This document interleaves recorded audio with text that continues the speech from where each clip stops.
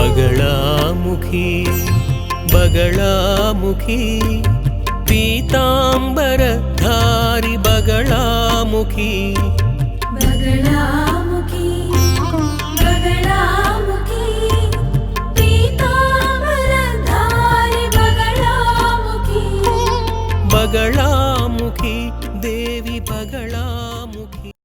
ओम क्रीं बगलामुखी वरदे सर्वसौभाग्यप्रदायिनी समस्त भक्तानां सर्व अभीष्टं साधय साधय क्रीं ओम स्वाहा। ఇది ఏమిటి అని మీకు అర్థమయ్యే ఉండే అవకాశం లేదని నాకు అనిపిస్తోంది. ఎందుకంటే మీరు జాతకం చూసేటప్పుడు లేదా మీ జాతకంలో ఈ రాశి నవాంశం ఈ 2 కుండలీలు మాత్రమే అధికంగా ఉంటాయి. కొన్నింట్లో భావాలు అనే భిన్నమైన కుండలీలు కూడా ఉంటాయి. అది మనకి నిజంగానే అవసరం లేదని. రాశి నవాంశం ఇవి ఖచ్చితంగా అవసరం.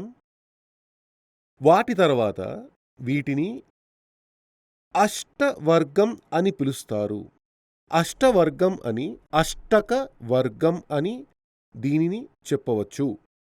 ఇది చంద్రుడు అష్టవర్గం చంద్రాష్టక వర్గం, సూర్యుడి అష్టవర్గం సూర్యాష్టక వర్గం, బుధ అష్టవర్గం శుక్ర అష్టవర్గం, కుజ అంటే అంగారం అష్టవర్గం, గురు అష్టవర్గం, శని అష్టవర్గం.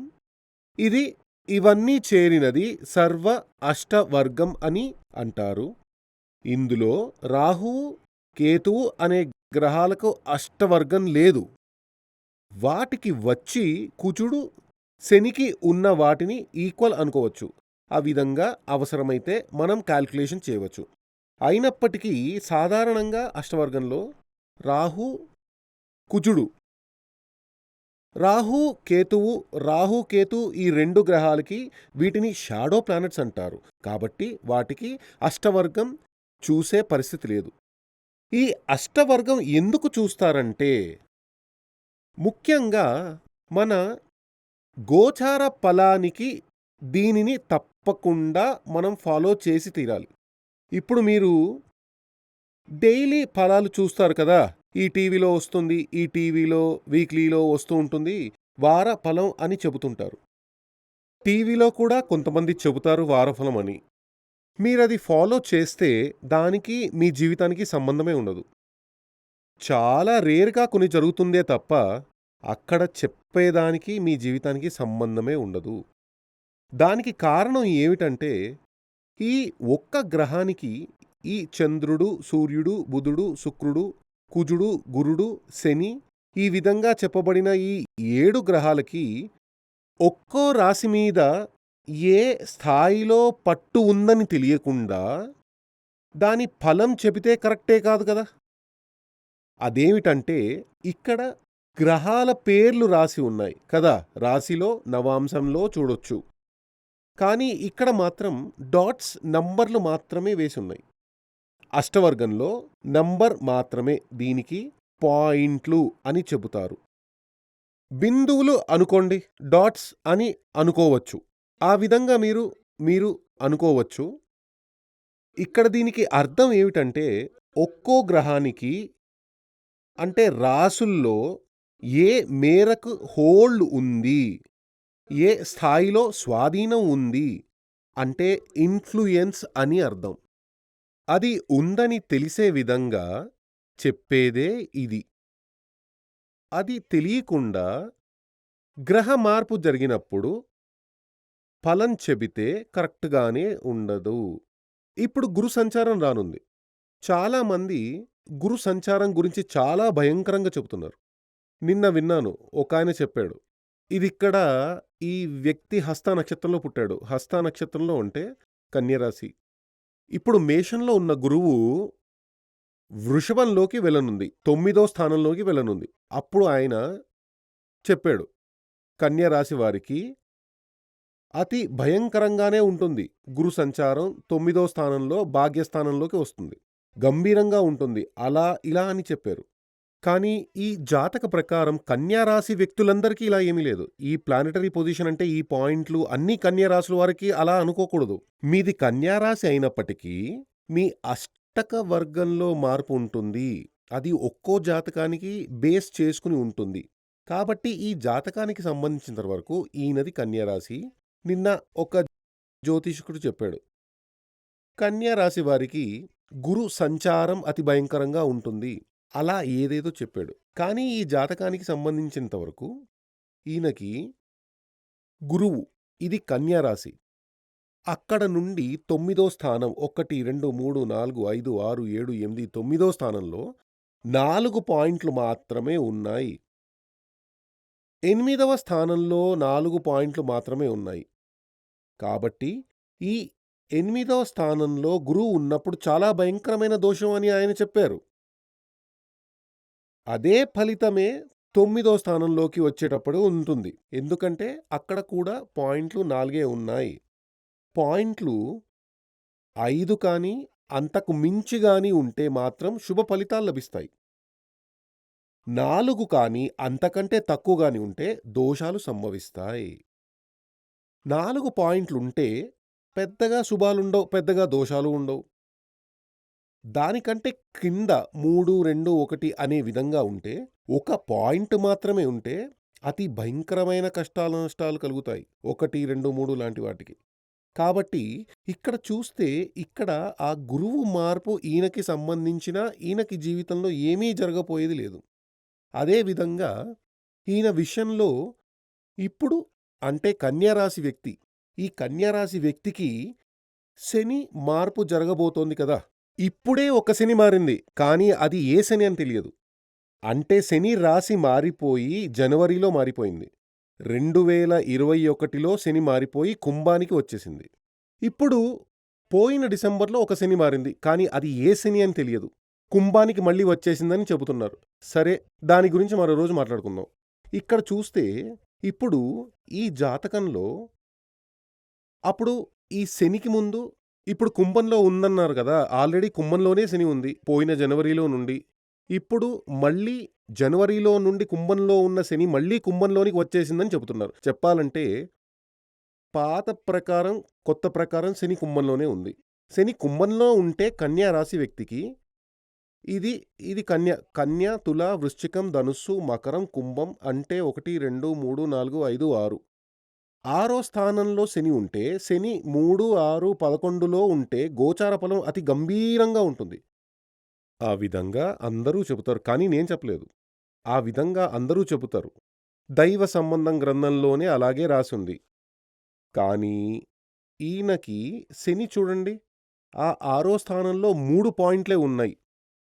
అప్పుడు ఈయనకి ఆ బలం సమకూరదు. ఎందుకంటే ఈయనకి 6వ స్థానంలో శని యొక్క స్వాధీనం 3 పాయింట్లు మాత్రమే ఉన్నాయి. కాబట్టి ఆయనకి మంచి కార్యాలు శని వల్ల జరుగుతుందని చెబితే అది జరగదు. రాబోయే సంవత్సరంలో శని మారనుంది. మారేటప్పుడు సాధారణంగా ఆ విధంగా కేరళలో చెబుతూ ఉంటారు. కంటక శని, అయ్యో కంటక శని తీసుకెళ్ళిపోతుందని చెబుతూ భయపడుతూ ఉంటారు. అంటే రాశిలో నుండి, అంటే ఈయన కన్యా రాశి అని చెప్తారు కదా, ఇక్కడ కన్యా రాశి ఈ రాశిలోను దానికి 12వ స్థానంలోను 2వ స్థానంలోను, అంటే రాశిలో నుండి ముందు వెనక్కి శని 2.5, 2.5, 2.5 దీని ఏలినాటి శని అంటారు. ఏలినాటి శని అంటే మీ రాశిలో ఉండేటువంటి శని దానికి 12వ స్థానంలో 2.5 సంవత్సరాలు అక్కడ ఏలినాటి శని మొదలైపోతుంది. రాశిలో వచ్చేసింది. దానికి పేరు జన్మశని. 2వ స్థానంలోకి శని మారినప్పుడు పోయే శని అంటారు. అదేవిధంగా 2.5, 2.5, 2.5 3 2.5 చేసినప్పుడు దాని ఏలినాటి శని అని పేరుతో పిలుస్తారు. కంటక శని అంటే రాశిలో నుండి 1, 2, 3, 4 స్థానంలో, రాశిలో నుండి 4వ స్థానంలో, 7వ స్థానంలో, 10వ స్థానంలో శని ఉంటే దానినే కంటక శని అంటారు. ఏలినాటి శని లాగా కాకుండా, ఏలినాటి శని కంటే దోషం కలిగినదే కంటక శని అని కేరళలోని జ్యోతిష్యులు చెబుతారు. వాళ్ళు ఎలా చెబుతారంటే కంటక శని తీసుకెళ్ళిపోతుందని, అంటే వాడిని ఎత్తుకెళ్ళిపోతుందని, వాడిని పైకి తీసుకెళ్ళిపోతుందని. కానీ అక్కడ కూడా ఈ జాతకంలో క్లారిఫికేషన్ చూద్దాం. ఈయన కన్య రాశి. అప్పుడు ఇదే కన్య, శని. కన్యలో నుండి 1, 2, 3, 4, 5, 6 6వ స్థానంలో 3 పాయింట్లున్నాయి కాబట్టి ఈయనకి శని దోషం ఉంది. 6లో ఉన్న శని జ్యోతిష్య శాస్త్రం ప్రకారం మంచే చెయ్యాలి. కానీ ఈయనకి లోపలకు దిగి పరిశోధించినప్పుడు ఏమైంది? మంచి చెయ్యదు. తరువాత ఈయనకి శని మార్పు అనేది 7వ స్థానంలో వస్తుంది. కంటక శని వస్తుంది. అక్కడ ఈయనకి 6 పాయింట్లున్నాయి. సూపర్‌గా ఉంటుంది టైం. అక్కడ చూస్తే కంటక శని. ఇక్కడ కంటక శని 7లో వచ్చినప్పుడు వైఫ్‌కి చాలా సమస్యలు వస్తాయి. ఇతర సమస్యలు కూడా చాలా వస్తాయి. ధన నష్టం కలుగుతుంది. వైఫ్‌కి మృత్యు వరకు వెళ్ళొచ్చు. వైఫ్‌కి ఆపరేషన్ చేయాల్సి రావచ్చు. అదేవిధంగా మీకు బిజినెస్ పార్ట్నర్ ఉంటే వాళ్ళతో మీకు పెద్ద గొడవ వస్తుంది. ఇలా చాలా సమస్యలు వస్తాయని చెబుతారు. కానీ ఈ జాతకం ప్రకారం ఈయనకి ఇక్కడ పాయింట్లు 6 ఉన్నాయి కాబట్టి కంటక శని మంచి ఫలితాలనే ఇస్తుంది. అప్పుడు ఈ విధంగా ఉన్న శాస్త్రాలు డీప్‌గా తెలియకుండా ఫలం చెప్పడం వల్లే జ్యోతిష్య శాస్త్రాన్ని ఎవ్వరూ గౌరవించడం లేదు, నమ్మడం లేదు. దానికొక కారణం, ముఖ్యమైన ఒక విషయం చెబుతాను. ఏమిటంటే ఒక టైంలో కంచి మఠాధిపతి జయేంద్ర సరస్వతి స్వామి నాకు మానస గురువు. నాకు చాలా ఇష్టం ఆయనంటే. ఒక టైంలో ఆయన జాతకం చూడాల్సిన పరిస్థితి వచ్చింది.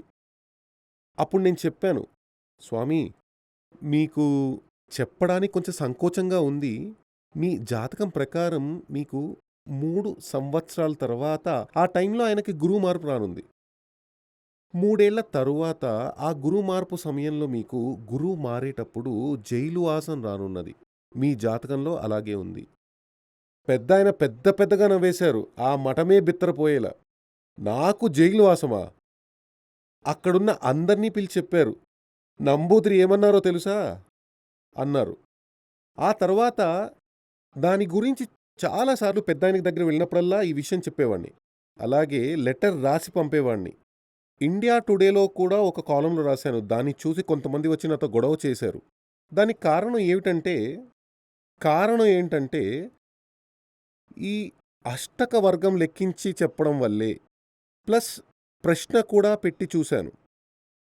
ఈ రాశి నవాంశం మాత్రమే కాకుండా ఇది ఎలాగంటే మీకు ఏదైనా వ్యాధి ఉంటే దానికోసం ఎక్స్‌రే తీయడం లాంటిది.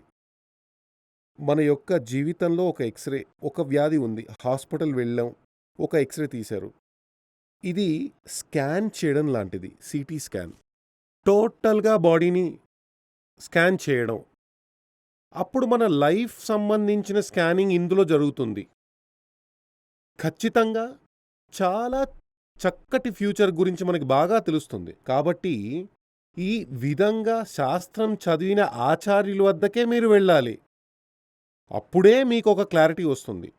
నేను చెప్పిన విషయాలు జరిగిన తర్వాత పెద్దాయన, కంచి మఠాధిపతిగా ఉన్న పెద్దాయన నాకు రాజగురు అని ఒక బిరుదు ఇచ్చారు. పెద్దాయనే ఒకసారి నన్ను పిలిచారు. నేను అక్కడికి వెళ్ళాను. అక్కడికక్కడ ఒక ఫంక్షన్ చేశారు. ఆ ఫంక్షన్లో రాజగురువు స్టేజిలో అనౌన్స్ చేసినప్పుడే నాకు తెలిసింది రాజగురువు అని. ఆ అవార్డు తీసుకుని బయటకు వచ్చేసి పెద్దాయనతో నేను మాట్లాడినప్పుడు పెద్దాయన అడిగాను, స్వామి ఇప్పుడు మనకి రాజులు రాజ్యాలు లేరు, రాజపాలన లేదు. ఇలాంటి కాలంలో రాజగురు అనే బిరుదు ఇచ్చారే, నన్ను అవహేళన చేస్తున్నారు కదా, గేలి చేస్తున్నట్లుగా ఉంది అని అన్నాను. ఎందుకలా భావిస్తావు?